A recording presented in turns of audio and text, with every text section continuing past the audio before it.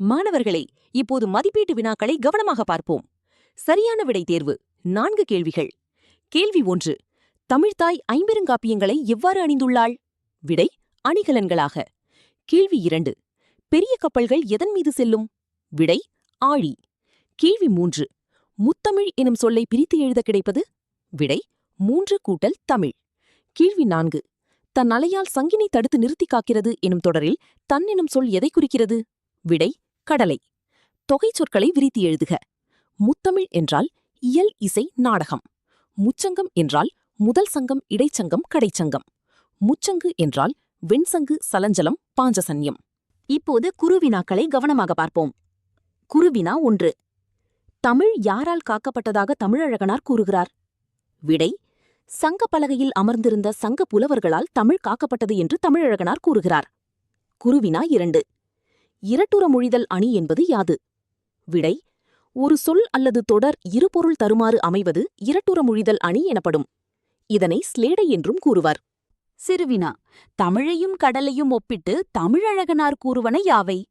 ஒப்பீடு 1. தமிழ் இயல், இசை, நாடகம் என முத்தமிழாய் வளர்ந்தது. கடல் முத்துகளை தருகிறது. ஒப்பீடு 2. தமிழ் முதல், இடை, கடையாகிய முச்சங்கங்களால் வளர்க்கப்பட்டது. கடல் வெண்சங்கு, சலஞ்சலம், பாஞ்சசன்யம் என 3 வகையான சங்குகளை தருகிறது. ஒப்பீடு 3. தமிழ் ஐம்பெருங்காப்பியங்களை அணிகலன்களாக பெற்றது. கடல் மிகுதியான வணிகக் கப்பல்கள் செல்லும்படி இழுக்கிறது. ஒப்பீடு 4. தமிழ் சங்கப்பலகையில் அமர்ந்திருந்த சங்கப் புலவர்களால் காக்கப்பட்டது. கடல் தன் அலையால் சங்கினை தடுத்து நிறுத்தி காக்கிறது. இப்போது சிந்தனை வினாவை பார்ப்போம். சிந்தனை வினா மிகவும் முக்கியம். தமிழுக்கும் கடலுக்கும் உள்ள ஒற்றுமைகளாக நீங்கள் கருதுவன யாவை? விடை தமிழைப் போலவே கடலும் ஆழம் நிறைந்தது. இரண்டிலுமே மதிப்புமிக்க பொருள்கள் உள்ளன. தமிழில் அறக்கருத்துகள், கடலில் முத்துகள். தமிழ் காலத்தால் அழியாதது போல கடலும் என்றும் நிலைத்திருப்பது. தமிழ்மொழி புதிய சொற்களை உருவாக்குவது போல கடல் புதிய அலைகளை உருவாக்குகிறது. இவ்வாறு பல ஒற்றுமைகள் தமிழுக்கும் கடலுக்கும் உள்ளன. இன்று நாம் கற்றவற்றை ஒரு நிமிடம் திரும்பி பார்ப்போம். ஆழிக்கு இணை என்ற பாடலை வாசித்தோம். 5 சொல்லும் பொருளும் கற்றோம்.